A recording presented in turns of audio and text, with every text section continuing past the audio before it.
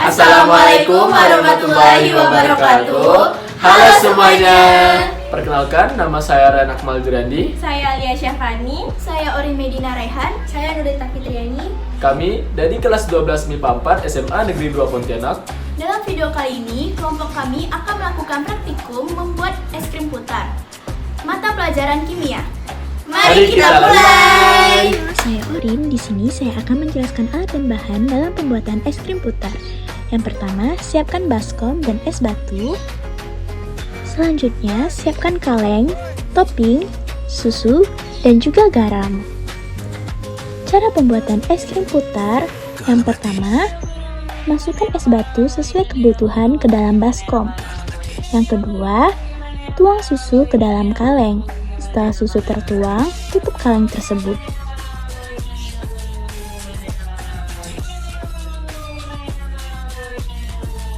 Yang kelima, taburi garam di sekelilingi batu es. Nah, apa sih fungsi garam dalam pembuatan es krim? Garam berfungsi menurunkan titik beku larutan. Garam larut dengan es yang mencair, membentuk air garam, dan menurunkan temperaturnya. Selama proses ini memerlukan panas. Larutan tersebut mendapat kalor dari adonan es krim sehingga es krim memadat. Selanjutnya, putar kaleng yang sudah berisi susu tersebut. Pemutaran kaleng pada pembuatan es krim sangat berpengaruh terhadap kecepatan pembekuan es, karena pemutaran kaleng akan mempengaruhi meratanya garam pada kristal-kristal es dan memperkecil ukuran kristal es yang terbentuk sehingga es krim semakin halus.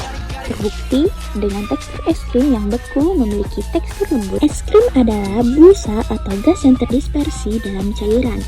Es krim terlihat padat, namun jika diamati di bawah mikroskop, es krim tampak terbentuk dari 4 komponen, yaitu padatan globula lemak susu, udara, kristal-kristal es, dan air yang melarutkan gula garam dan protein susu.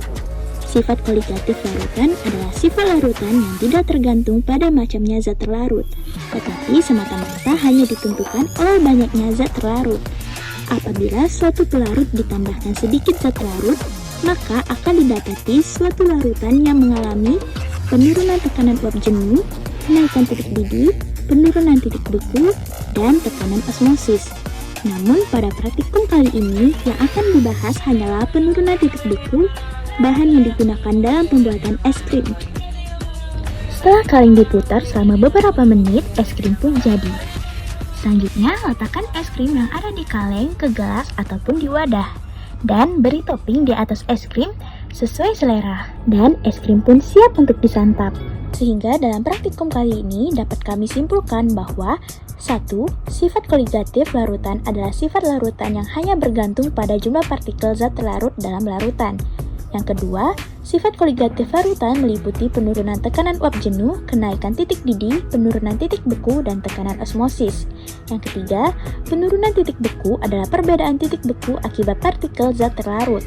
Yang keempat, pembuatan es krim dengan campuran es dan air dapat dilakukan dengan penambahan garam sebagai penurunan titik beku larutan, sehingga terjadi proses perpindahan kalor dari adonan es krim ke campuran es batu, air, dan garam.